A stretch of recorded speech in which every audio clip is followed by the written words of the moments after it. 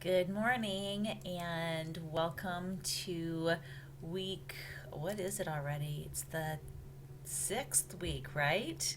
All of a sudden I feel like we're getting some traction here, where you have enough weeks behind you that you feel like you're on it. Um, anyway, it's kind of fun to look, and with Capital's spring break being more of a midterm break, we have that to look forward to coming up here as well, correct? So, what we're looking at right now is, yeah, I was just looking to see when I said that. I'm like, oh, that's coming up soon. Anyway, we're looking at the second week of Unit 3. And remember, in those second weeks, you're doing replies. It's easy to forget to do the replies, I think. Make sure you're replying to two peers in discussion board and two peers in blog. I'm still seeing, and I know part of it is when students turn things in later, it's hard. You're going to get more replies if you have things turned in promptly or whatever. But let's try to spread those out so that everybody at least gets one piece of discussion from you. I'm trying to at least comment on half the discussion boards each week, and then your blog comments and your wiki comments from me will all be in the grade book. So that's my MO, at least right now with this little larger class. Okay, we are looking at formative and summative assessments this week, and looking at writing, or this unit, and looking at writing as an assessment tool, because that's what it is, right? One thing I want to just talk to you about a little bit, and when we think about writing as assessment, I think there's conflicting objectives going on in my head. Not really conflicting, that's not even fair to say, but I'm keenly aware, since I teach sophomores, um, and now next year it's not going to matter what grade you teach. I don't think. I think everybody is just doing so much state testing. But I'm keenly aware of what the test wants them to write. And sometimes that doesn't always match up with what I really want to draw out of them in their writing. For example, having taught composition at Capital for a number of years, about 8 years now, I've noticed that students come in less and less prepared with research writing skills because guess what? The OGT didn't require it. And so, as a teacher, I feel responsible for college and career readiness, and I think that the intention of the Common Core standards was to instill those values, and the ODE's standards for the OGT included research language. But when we know it's not going to show up on the test, we start teaching to a test, and none of us want to do that, but there's pressure, right? So I guess as I'm thinking about assessment approaches in writing, I noticed already that in some of the wikis that the wiki stuff that you've started, that you're aware that it's not always the end product that's the important assessment. I'm seeing some within the writing process types of assignments where you're assessing students on how they organize or how they gather or how they collaborate or how they synthesize. And that's good stuff. I would even go out on a limb and say you can assess students' writing knowledge even through multiple choice questions. It might seem generic, but have them be the evaluator. Throw a sample writing at them and ask them to critique it. Give them a series of possible topic sentences and have them choose the best one. And that might be a good short cycle type of quick formative assessment to see where they're at so that you're not constantly having them turn in writing. Yes, I want my students to write consistently and constantly, but my first teaching job, I'll just throw this out here, I don't know if I've shared this yet or not. I taught at a small brick and mortar school. It was a K-12 building. I mean, talk about it wasn't a one room schoolhouse, but it was a one building school district. 45 kids in a grade, public school, okay? Blue Ribbon School, if you're aware of like some of the the national awards for schools. I actually got to go to DC and accept our Blue Ribbon Award while I was there. Exciting stuff. Great school district. The kind of kids that would turn out 99s and 100% on first time OGT attempts. So it was a pretty fabulous environment to be in, and it was not, like I said, it wasn't a private school, it was a district school. So Anyway, but because it was so small, I literally taught half of what was offered for English between the grades of 8 and 12. In other words, I taught, for a while, I taught 8th grade, 10th grade, 12th grade, and then I moved to 10th grade, 11th grade, 12th grade, and half the electives. So I was doing newspaper yearbook, and I'm not saying like, oh, poor me, but I am saying in order to really feel like I could individually assess students, and I don't feel like I was as effective in the workshop as I could have been, honestly. There's things I would definitely do different from those first 10 years of teaching. But I had, several hundred students that I saw every day by the time the day was done, or maybe I should say maybe like 120. And the school district I'm in right now is an online district, or the school setting I'm in right now is an online charter school, and I have about 120 students. Trying to decide if that's accurate. It might be higher than that. It might be closer to 200. My point being is that we have great aspirations in what we're collecting and what we're doing, but we need to make sure we're working smarter and harder, okay?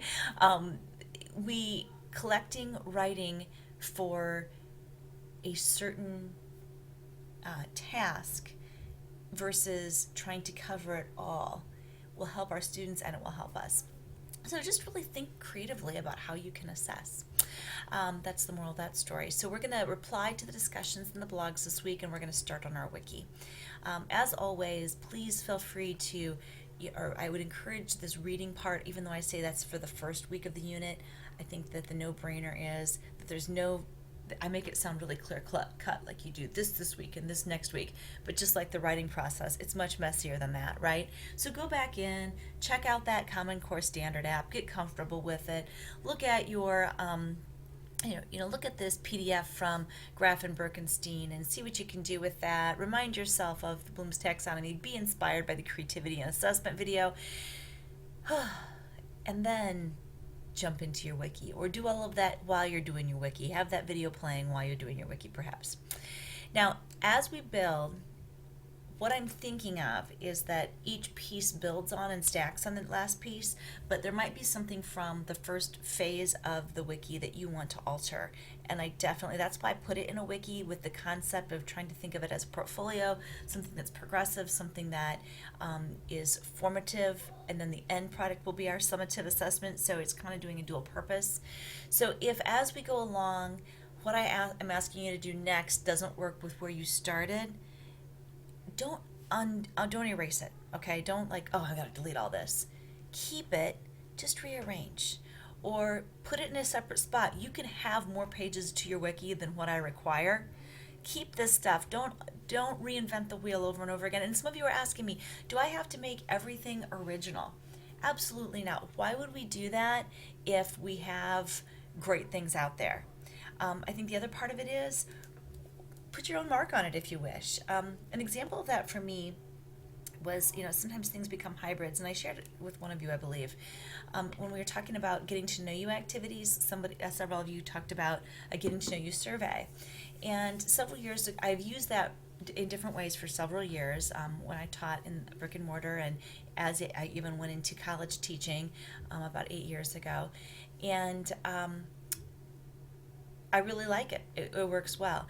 But when you start thinking about effectiveness of time, I noticed that it did take quite a bit of time. I either had to send it home with students, or it would take a lot of class time to finish. And it also took me a lot of time to read, and I wanted it to be more interactive.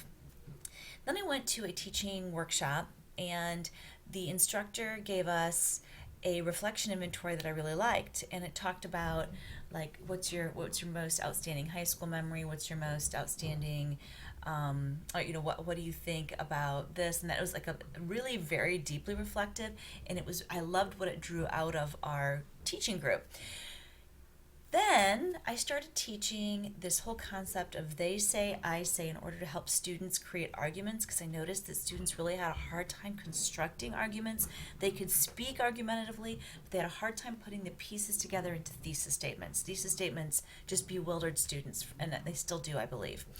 So I got a hold of this Graf and Birkenstein They Say, I Say book. I morphed it with my reflection piece, and what I did is basically set up templates for students to fill in, and then as we went through their responses collectively and collaboratively, I shared with them how each of their responses was really an argument that could lead into a paper, and then we could do a paper from it. We could write a narrative reflection paper based on one of the topics we created. If you're interested in that resource, I can send it out to you. You can just give me an email and I can send it your way, or maybe I'll even just throw it to everybody. But what I'm saying is trying to kill two birds with one stone isn't a bad idea, so that something that's really fun and creative and engaging could become a really serious writing project, for example. So some of you started with really creative prompts, and I love them, and I do not want you to get rid of them, but we also have to consider the balance of what Common Core is asking us to do, which in most levels it's asking us to do something that is a narrative component, something that's more analytical and argumentative, and we know that they're going to be, at the higher levels, they're going to be giving students various reading passages and having them draw from them to write their essays. So we want to expose them to the different types of writing that the standards are requiring, and there's not much about creative writing. Does that mean we throw creative writing out? Absolutely not. Does that mean it has to stay in an elective class called creative writing? No, but if you end up in one of those situations, I got a lot of great material for you. All of that to say, all writing is creative. We all know that, right? All writing is creative. You can't convince me otherwise. How do we get students who love creative writing to take that same energy towards writing and put it into something that's more research driven, more analytical, more argumentative? How can we show them that connection? So as you revamp your first draft of your wiki and start building on it, don't throw things out, but do think about how you can connect with the next level, and here's what it is. So you can build on your existing prompts, or you can edit them to suit your preference. We need these things added. And by the way, you might want to consider doing one page on your wiki per prompt. You can add pages. You might want to consider building your chart. Whatever is readable and accessible to you and that you think others could enter into. What I don't want is a giant paragraph added onto and added onto. We need something that's visually accessible. Okay, so the next thing is going to be, and a lot of students struggle with this for me, and I'm not really sure why, but it's the teacher notes. Some of you have already started this, so if you feel like you already have this, maybe just kind of tweak it a little bit. But think about vocabulary terms, and if you've ever been trained in UBD or backwards design, that's where some of these concepts are coming from. I'm not going to have you do a backwards design chart because frankly I think it's a little bit much, but do think of things that you're going to have to teach out in terms of terminology, things that concepts and ideas that students may not have been exposed to before that might become your mini lessons where you're having students learn from you directly. Think about what's the context of the lesson? Like what is going to come before it and after it, so that somebody reading this could know, okay, they're already going to have had this and this experience, or this is the very first assignment. I want to see how you're tiering and scaffolding your instruction, and a lot of you have already done that. How will you have options for different levels of learners, and how will you structure the prompt itself and the instruction to meet those individuals? What will other students be doing while you're working individually with students? Consider some of these things. A big one is, how are you going to make sure you're covering all parts of the standard that you're labeling each prompt with? Okay, so you're going to label it with which standard you're covering.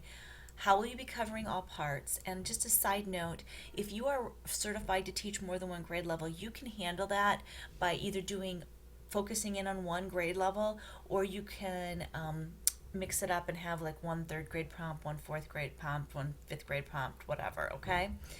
And then I'd like you to just be aware of what's formative, what's summative, and explain why. And some of that will kind of overlap with where it is going to fall in your instruction. So you're applying to 2 people in your blog or 2 people on your discussion board, and you're building your wiki this week. Generally this week I get lots of questions. Do not hesitate to ask me questions. And if you need more resources, if you need some ideas, feel free to bounce things off of me. I love to do that. It energizes me. In fact, I get to do that today with a group of teachers who are interested in blended learning. So I'm going to do a blended learning workshop today. I'm so excited about that.